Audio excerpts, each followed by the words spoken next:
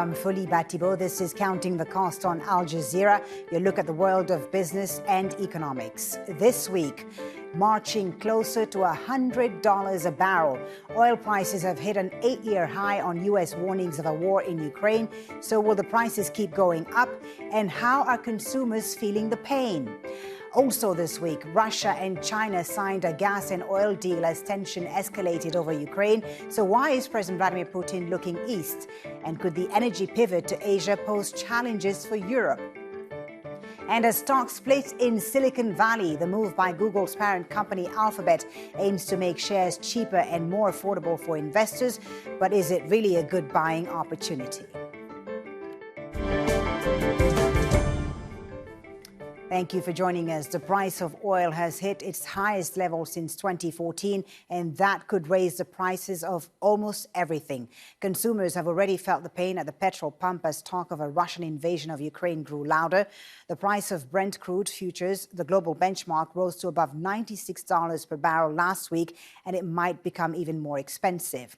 Now, the oil market is tight, and traders are worried the geopolitical tension over Ukraine could cause disruption to Moscow's fuel exports.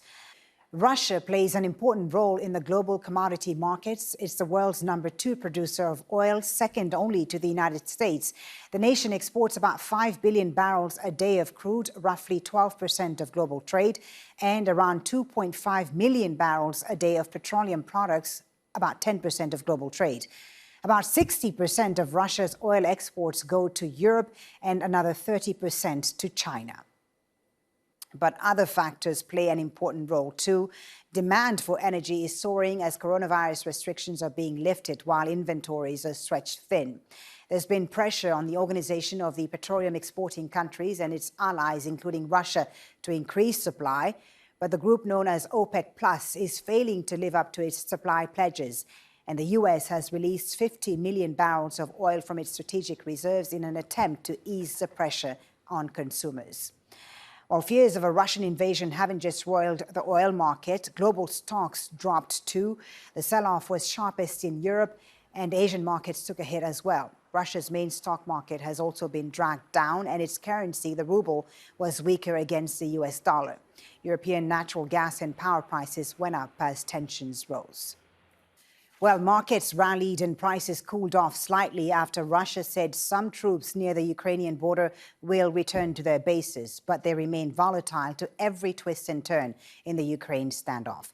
A lot to discuss with our guests. First, we go to Robin Mills, who's Chief Executive Officer of Kamar Energy. He's joining us from Dubai. Very good to have you with us on Counting the Cost. Everyone, Robin, seems to be worried about oil prices crossing the $100 mark. Do you see this happening? I think it's, yes, it's very likely. Prices have been pretty close to that mark for several weeks now. They've gone over $95, $96, so getting very close to the 100. The market remains significantly tight, and you have the geopolitical concerns on top of that. So I think, indeed, without some significant reversal in the situation, it's very likely we will cross 100 in the near future. Right. We'll talk about the geopolitical tensions in a bit. What other factors have been driving these prices up?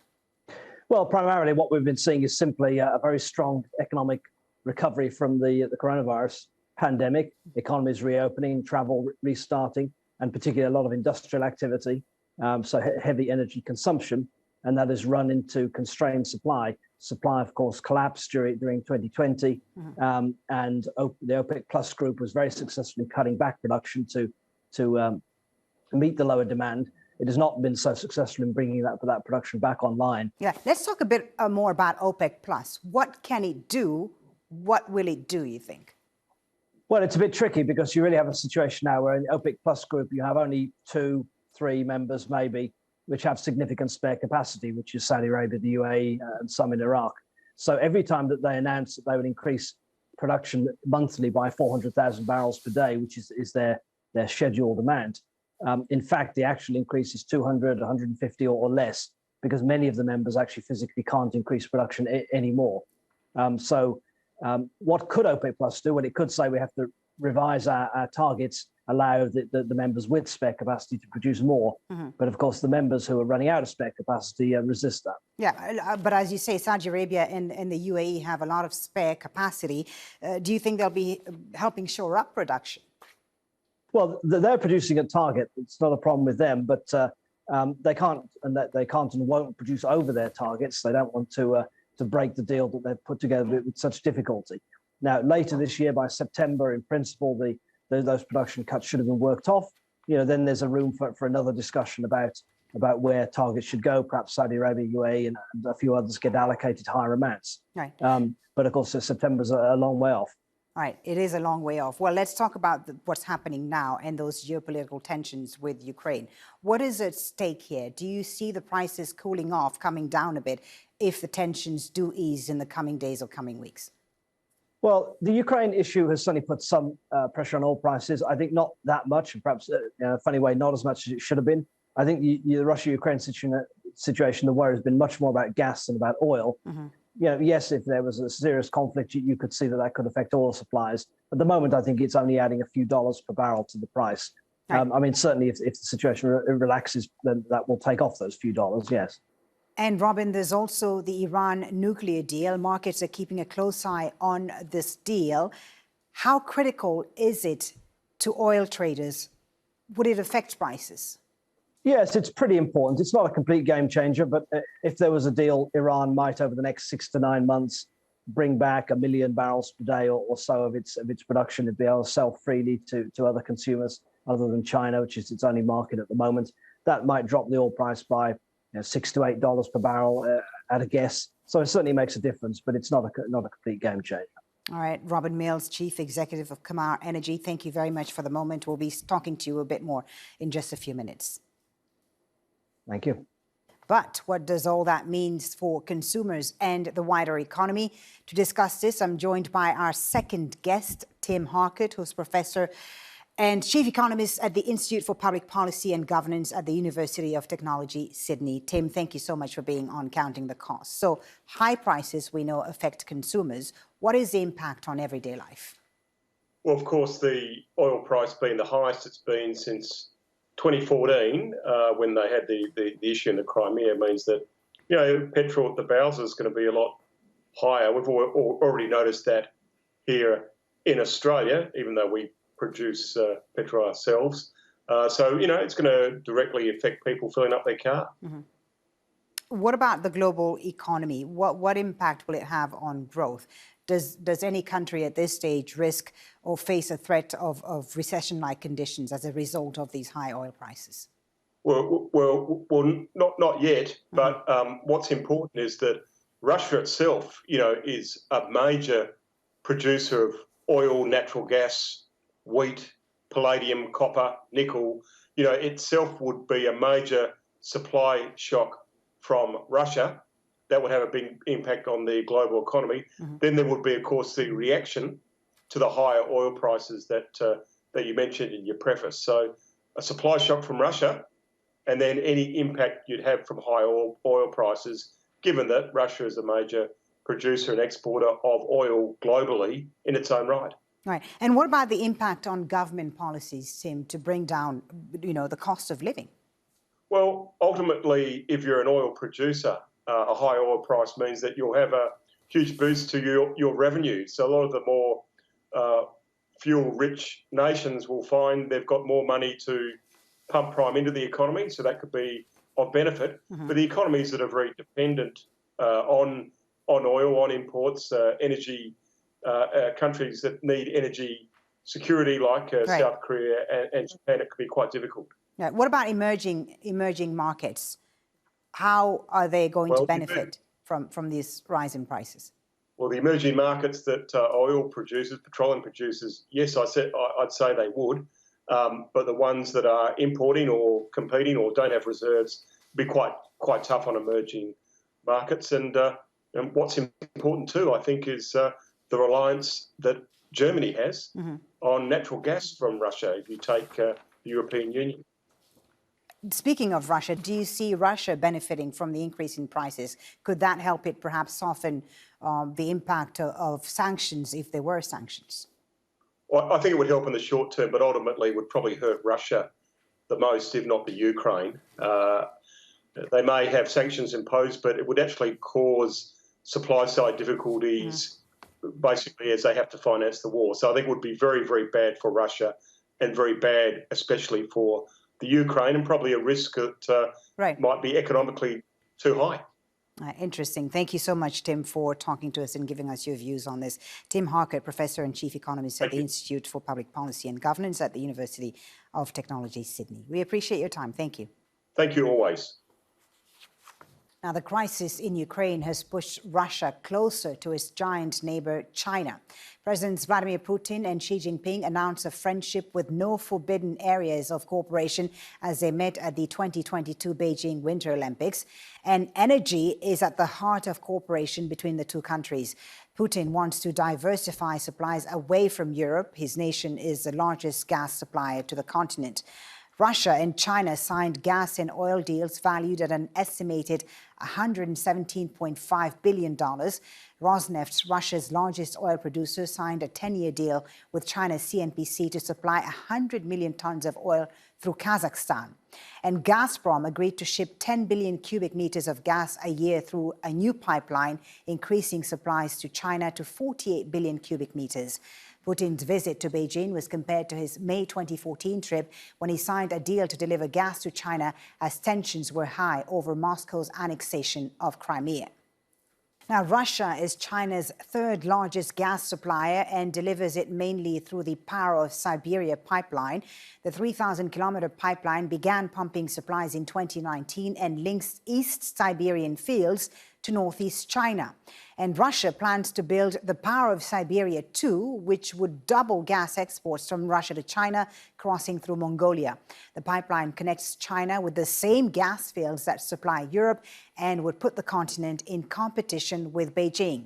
China also imported almost $3 billion worth of liquefied natural gas from Russia last year and invests in Russia's Yamal LNG and Arctic LNG 2 projects. Russia is China's second biggest oil supplier after Saudi Arabia, and about 40% of supplies flow through the East Siberia Pacific pipeline that was financed by Chinese loans. And the economic ties go beyond the energy supply. Russia and China's bilateral trade hit a record annual high of more than $146 billion in 2021. That's far higher than Moscow's overall trade with the United States, but still less than with the EU. Russia's trade with the bloc reached more than $220 billion in 2021, almost 1.5 times the size of Russian-Chinese trade. Well, back to Robin Mills, Chief Executive Officer of Kamar Energy in Dubai. Robin, what do you make of this deal? Is this a sign that Beijing is willing to support Russia's economy against possible sanctions from the West? I see it in a more limited way than this. You know, Chinese gas demand has been growing very strongly. China needs to secure new supplies. Liquefied natural gas prices at the moment are high. The market's quite tight. So this is something of a challenge for China. And this is a more limited deal than the very grand plans. This is gas coming from an offshore island in Russia. It's not connected to the rest of the Russian system. So this is gas that doesn't really have a home otherwise. It's quite a nice deal for China. They get access to gas, but without fundamentally changing the relationship with Russia yet. Right. Russia has always been pushing for a much grander deal, and we have to see if that will come. Right. You say a limited deal, but the two countries say it's a mutually beneficial energy partnership. How important is Russia in securing China's energy security? Well, Russia is very important as a gas exporter and an oil exporter, but particularly as a gas exporter to China. China doesn't want to be solely reliant on liquefied natural gas coming over the sea, which is maybe vulnerable to interruption. It wants onshore land-based routes, both from Central Asia and from Russia, to bring in gas as well. But I think China has always been successful firstly, in leveraging the relationship quite well and getting good prices from the Russians, and secondly, never being too dependent and never giving into these grand schemes that the Russians have.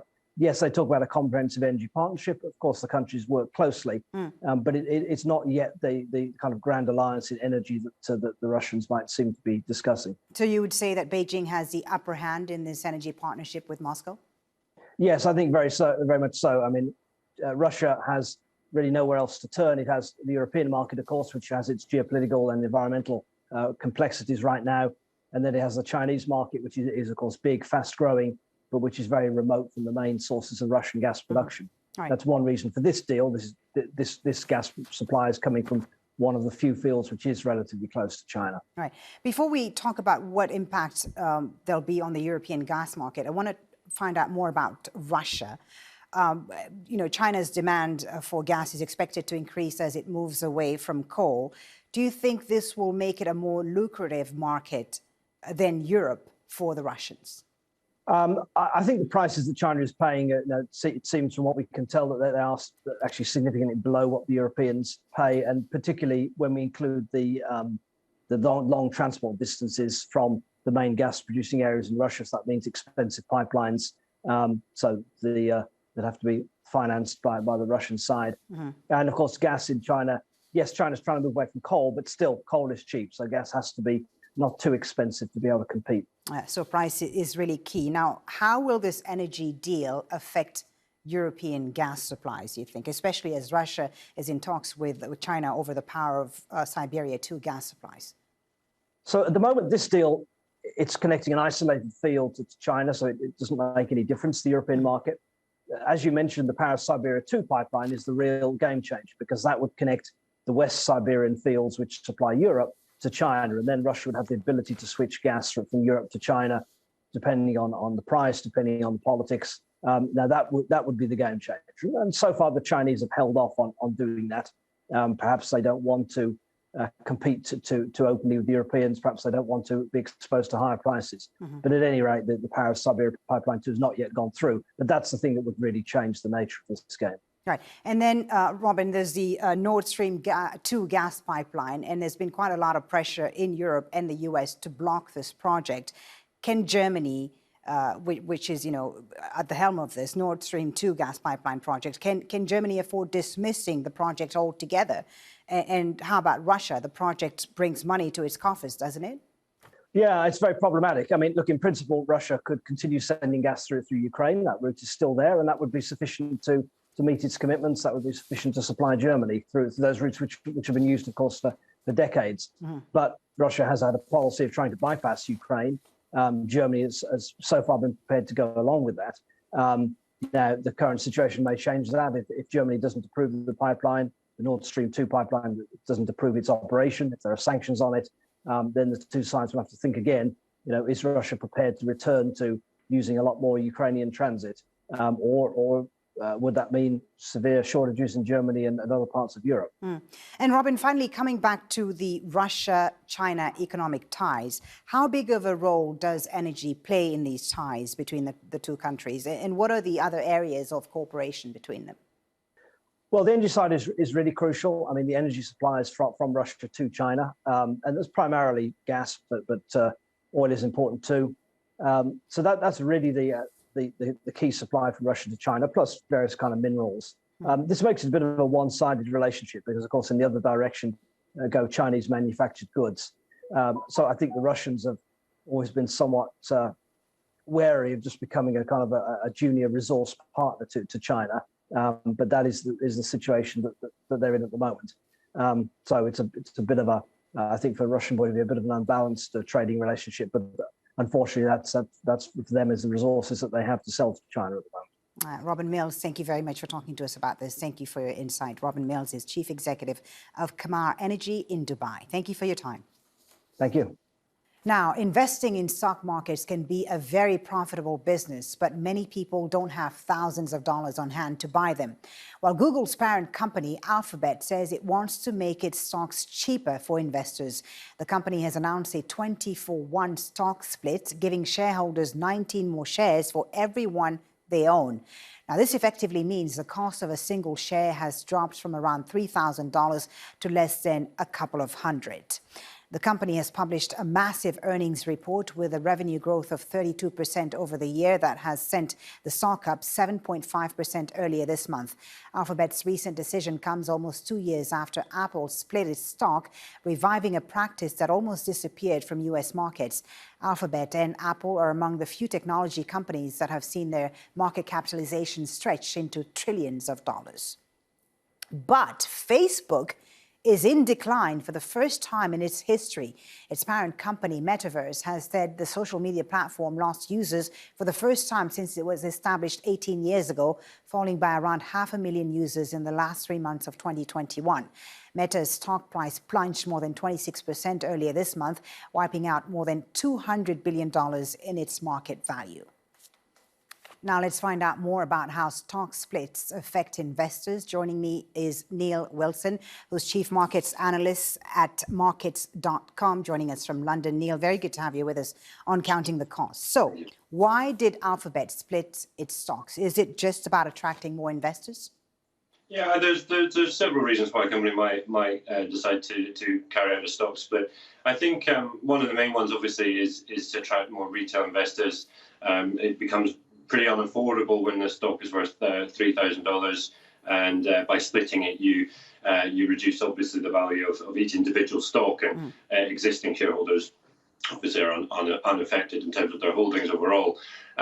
You can, of course, there's been a lot of retail interest in stock markets generally. In the last couple of years, we've seen a big uptick in retail activity.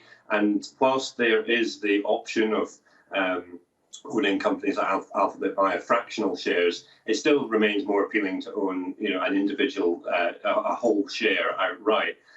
So that's one potential reason. Just opens up a bit more potential investor base. But also you can look to things like improved liquidity, because you increase the number of shares, so you can improve the liquidity of the shares. And also, Alphabet could have one eye, or at least half an eye, on Dow inclusion, so be included in the Dow index. And when you cut the value of each individual stock from $3,000 to $150, you become much more in the range that the Dow could be looking to include you. So is it a good buying opportunity? Because we saw companies like Tesla and Apple see their share prices surge after the stock splits in 2020. Is it a good buying opportunity? Well, the thing is, in theory, it shouldn't be. It should make no difference whatsoever to the actual share price. But of course, if you are increasing the number of potential shareholders, then that increases the overall demand. So it could be potentially a good time to buy. I think there's a lot of retail frenzy around some of these stocks. So I think Apple and Tesla fit into that category. I'm not quite sure if Alphabet quite fits into that category, but certainly we have seen the stock go up in value because of or those examples of Tesla and Apple. We've seen the stocks go up in value because of the stock split. And therefore you could see potentially institutional investors, hedge funds front-running some of that movement already. So it's a bit of a tricky one to call. I'd say that your best bet is to stick to the theory that it should make no difference at all. Now, interestingly, the practice had disappeared in the US, all but disappeared in the US. Why is it back now, Neil? Is it related to the Fed's decision, you think, to increase interest rates? Well, I think really it's probably a sign that a lot of these companies they've been doing very well. We've seen a rapid acceleration in stock prices over the last few years. So companies that were trading, it wasn't that long ago that Apple was we made a big song and dance about the fact that Apple had become $1 trillion company. It's now a $3 trillion company. That's a huge capital appreciation, and therefore the stock price has gone up massively. And there's a number of these companies where, they were trading in the sort of couple $100 region not that long ago, and suddenly they're into thousands of dollars. And I think it's partly the fact that you've just seen this big increase, and companies don't like their stock to look too expensive. So that having the stock split helps that. Let's talk about Facebook's woes now, Neil. I mean, the number of users down. Why are people increasingly leaving Facebook? Is it about, younger people not being interested in it, or are there other factors at play here? Yeah, I think younger people are just moving on to the next big thing. I think, unfortunately for Facebook, it's in that camp of companies, of brands, where you're always trying to appeal to the next big thing. And people have moved on. A lot of young people have moved on to things like TikTok. There's generally, I think, a lot more competition for eyeballs these days with streaming services as well. You look at Netflix talks about TikTok as competition. So you could say that Facebook is in competition with Netflix. There's a lot of things going on here. Well, what about Facebook's troubles? I mean, the use of private user data and accusations of Facebook being a breeding ground for hate speech. How did that affect user numbers? Yeah, I think that's definitely turned people off. I think there's a general sense that Facebook's no longer necessarily the good guy. I think it pushed people who might have been stickier with Facebook into other platforms, or seen people ditch the platform altogether. And I think you've just sort of seen it hit a kind of saturation point globally as well. Neil Wilson, thank you very much for talking to us. Neil Wilson is Chief Markets Analyst at markets.com. Thank you. And that is our show for this week. Get in touch with us by tweeting me at FulibaAJE, and do use the hashtag AJCTC when you do. Or drop us an email. countingthecost@aljazeera.net is our address. But there's more for you online at aljazeera.com/CTC. That'll take you straight to our page, which has individual reports, links, and entire episodes for you to catch up on. And that is it for this edition of Counting the Cost. I'm Fuliba Thibault from me and the whole team here in Doha. Thank you for watching. The news on Al Jazeera is next.